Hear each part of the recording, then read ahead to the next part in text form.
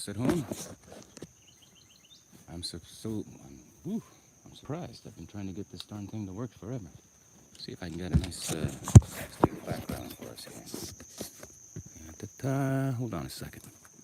I'm doing this here for the first time on this device. Dusty. So, something like that would work, I think, yeah. Okay, stabilize that. Good morning. As you can see, it's a lovely morning. Check that out. That sunrise, huh?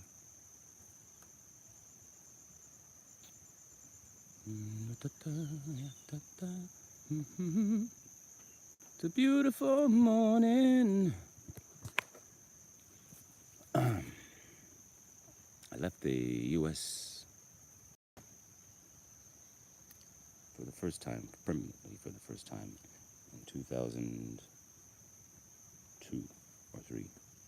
2003, yeah. I left New York. I was in New York doing my show thing, singing and dancing. Do-I, do-I, do-I, do-I, do-I, do-I. Had enough of that. I did photography for a while. In fact, I replaced it. I was kind of doing both at the same time, doing headshots and stuff for actors and singers and dancers. And then I hooked up with an agency, and the money was fairly good, and I'd had enough of the show business. Because the one thing about show business, guys, if you ever decide to go into show business, I can give you some advice. Be ready to be always on stage, because when you are an actor, you must always be on stage. And I didn't particularly care for that, but the show must go on. The show must always go on when you're there.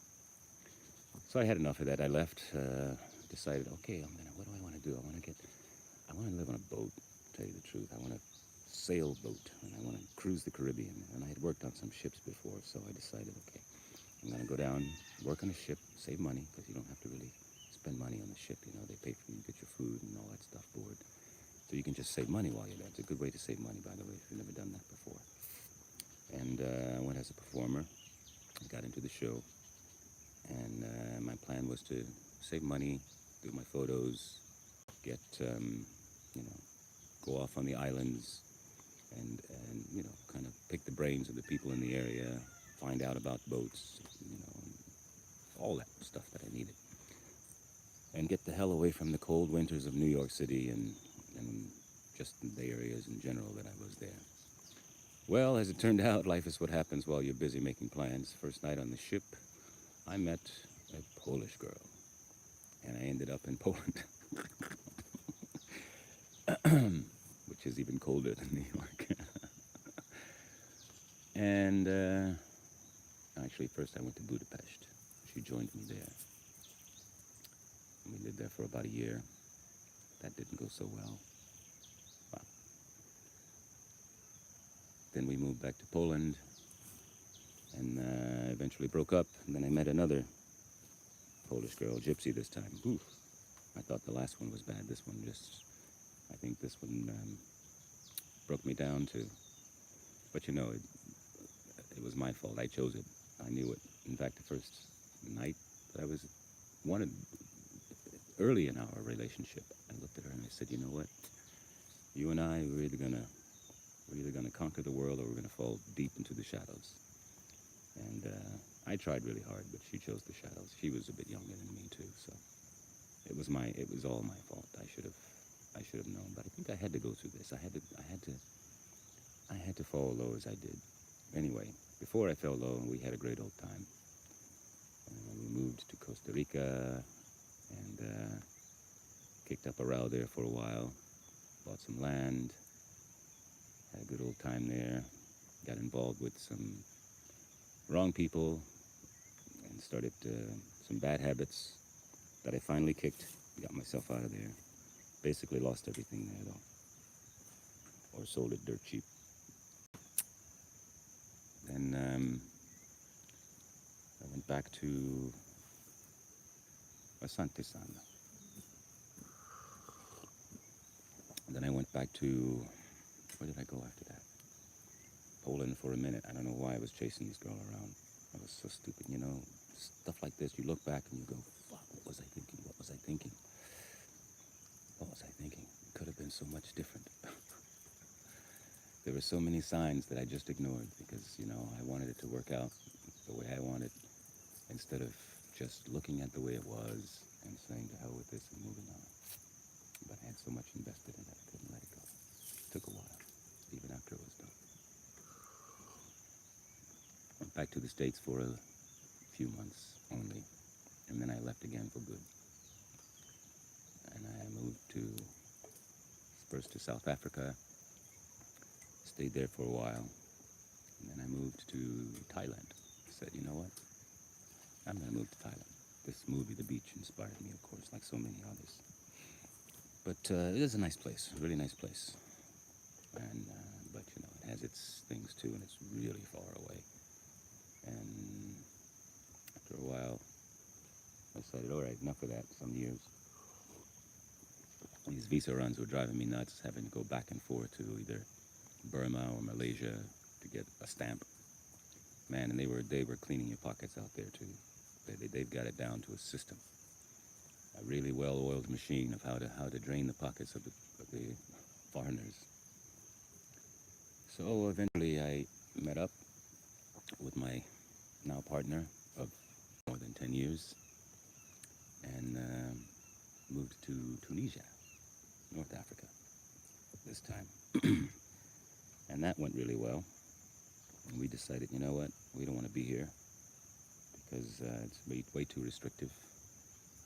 And this whole religion thing, she wanted to escape, and I can't blame her. I was like, whoa, man, I've seen some religions and restrictions, but damn, it's nothing like the Islam. I don't know how anybody can enjoy being involved with this. I don't want to offend anybody who does enjoy it. That's not my purpose. I'm just telling my story, my point of view.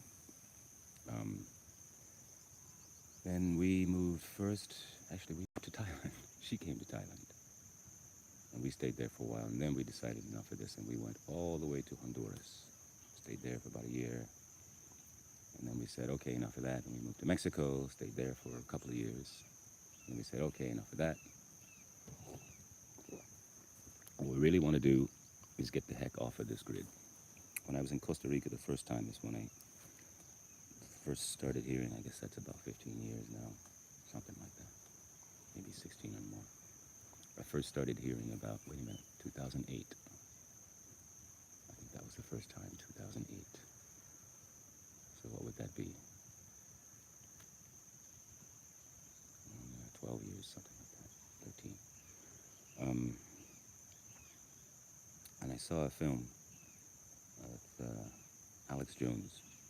I cut my teeth, my conspiracy knowledge teeth on Alex Jones, talking about the World Trade Center. Now it's funny because I was there when it happened, the World Trade Center. I was just across the river. I had a headshot appointment at 9 o'clock, and the guy didn't show up, and I thought, this is very unusual. He's not that kind of guy. So I got my cell phone out, tried to make a call. It didn't work. It didn't work again, and after about 15 minutes, I'm like, okay, I got to go and deal with this. So I went out to go to the phone booth, and that's when I saw all this excitement down on the streets. And the second building was just coming down then, and man, it was, well, you know the rest. You've seen the clips. But it's nothing like when you're actually there. The clips, it's not the same. And that was a sad day, a very scary day. And they did what they accomplished what they wanted. They struck fear into the hearts of the world, mostly Americans.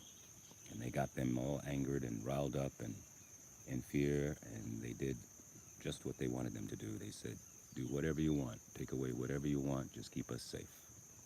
Who was it that said, was it Ben Franklin or somebody who said, those who would give up their freedom for a little bit of security deserve neither freedom nor security.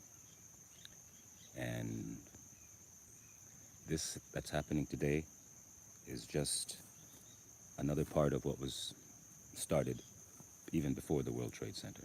In fact, it's been going on for probably a few hundred years, a couple of hundred years at least, to bring the state of the world to under the control of just a few people, a few crazy people at the top.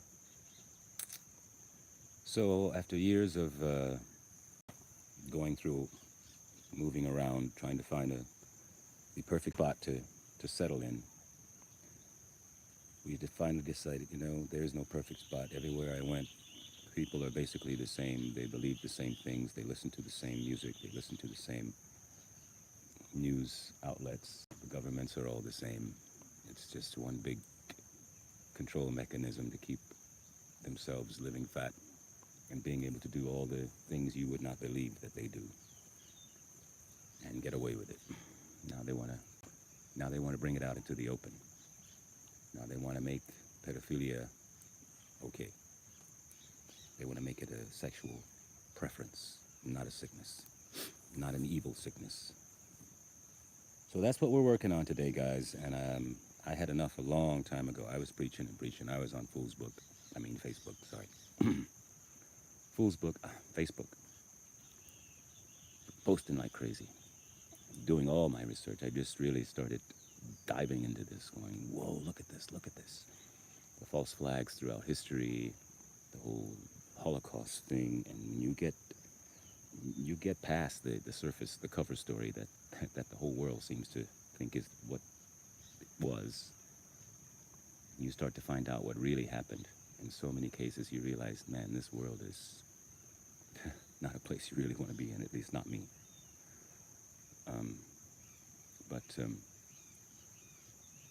So we decided the only way to get out of this is to be completely out of it.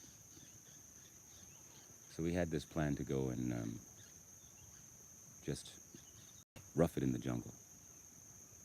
And that's what we did. We got together our tent and we had one of those little, well, we call it a spider tent. It's a triangular thing that you hang from 3 trees, and it's with ratchets stretched really tight and taut, and it was nice. And it was fun, the preparation for that. The thing took up a whole backpack and a half, though.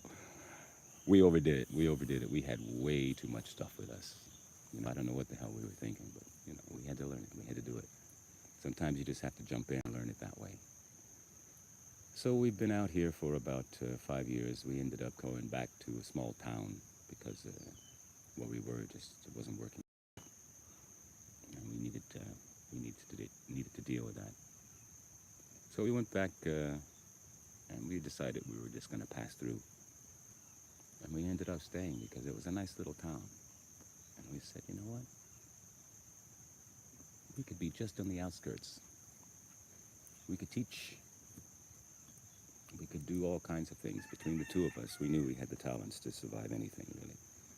She's got an amazing amount of skill sets, and I'm sort of a jack of all trades.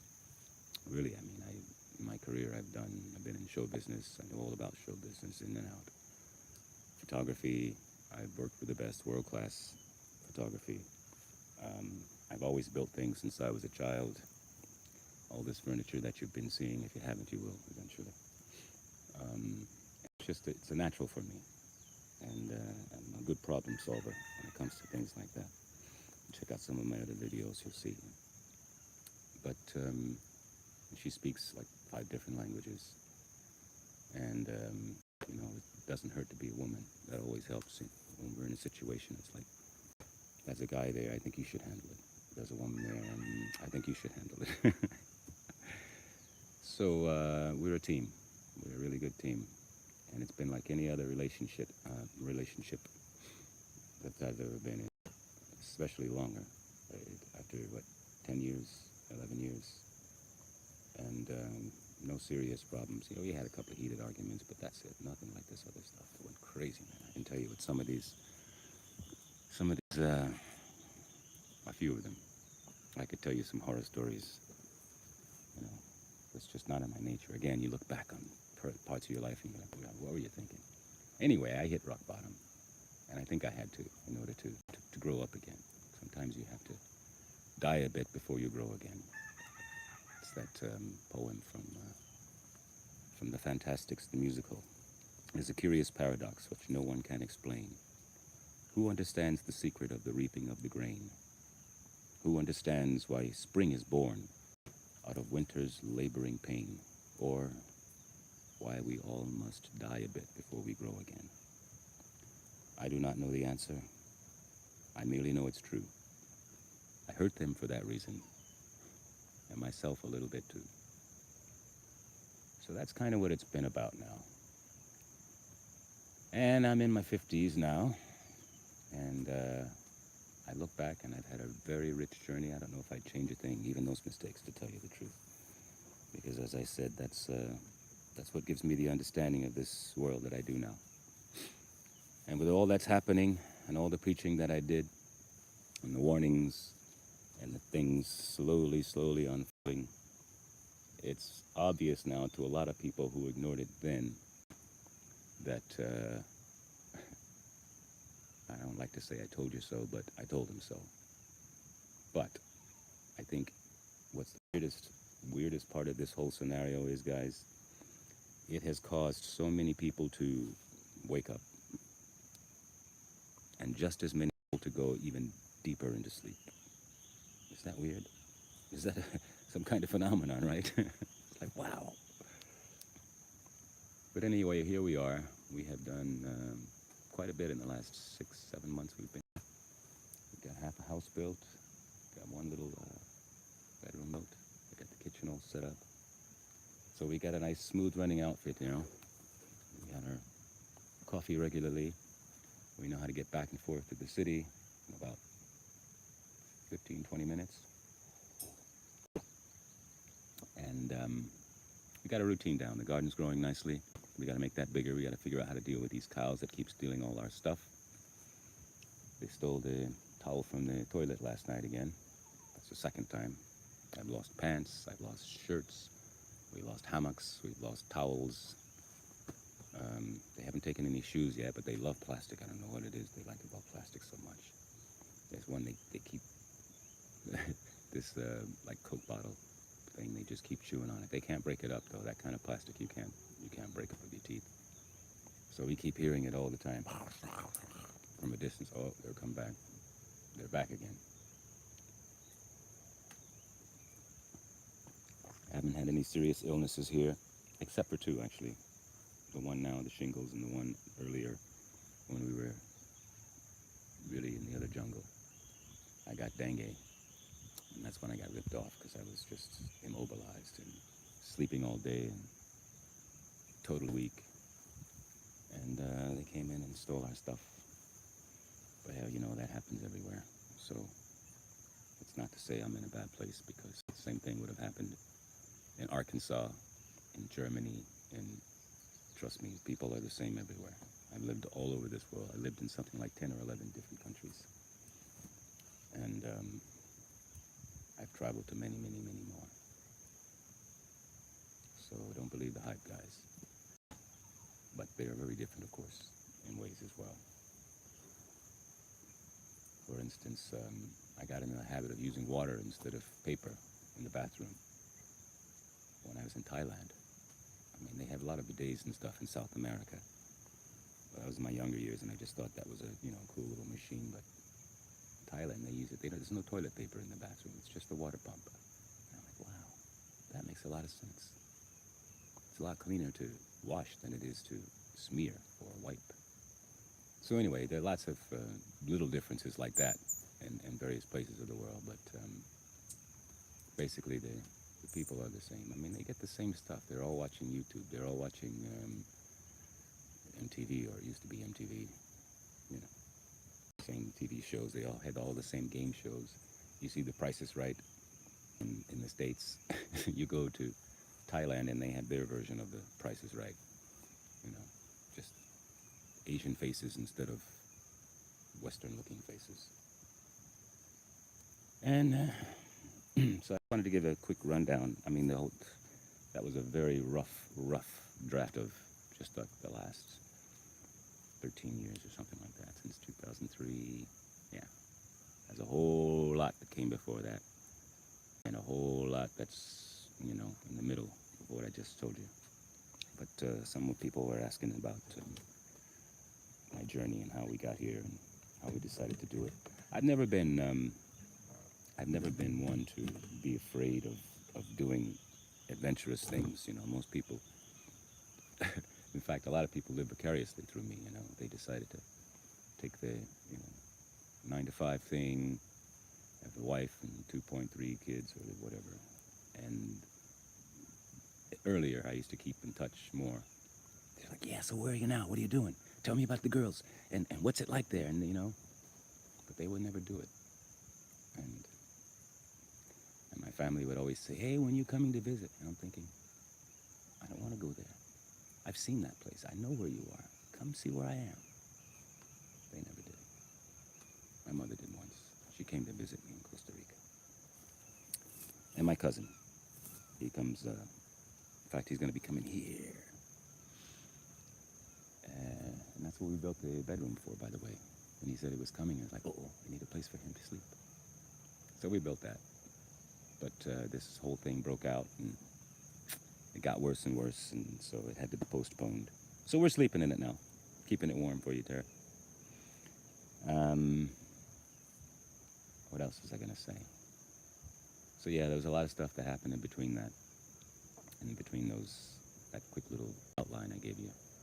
And if anybody has any questions, I can deal with that. I don't even know if there's a chat on here or if this is what's happening. I've never done this before, guys, so is there a chat viewing options, live chat, all messages are visible. Okay, where's the live chat? Oh, hey, there's somebody here. What do you say? Little farmstead. Who else? I can't see. The light is... pop in. How do you get this thing on top chat? We'll watch the making of the clay brick oven and all the rest. Your exodus began... why does it keep popping off? Hey, Abdul. How you doing, man? Okay, guys, I'm sorry. I'm struggling to get this. Indeed. Welcome to the chat. Okay, that's the welcome thing. I don't know what happens, guys. This keeps disappearing here. I'm trying to keep it on the screen. Non-high chat messages, live chat, all messages are available. It shows up for a second, then it fades out. It's this app, YouTube app. Well, at least it's working. I couldn't get it to work before now. Been trying it for a couple of weeks. Anyway, thanks for showing up, guys. It's nice to tell you there. I guess I'm gonna sign out now because I just wanted to get that little rundown, and we'll get back to the other stuff when the time comes. And Upendo Nahishima, love and respect, and that's what happened. Now, how do I stop this? Oh, man, this is weird. I don't know how to stop it. It doesn't tell me how to stop it. I'm so confused. All right. Good brothers, nice to hear from you. Let me please. Abdul says hello. Now, can somebody tell me how to stop this? I mean, I love you all now, but I gotta go and chat viewing, top chat. Oh, man. Oh, well, at least it stays on the screen now. Oh, no, it doesn't. Later again.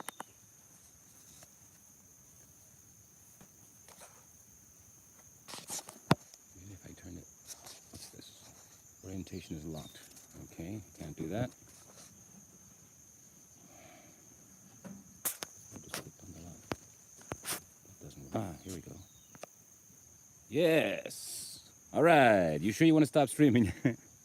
Love you guys.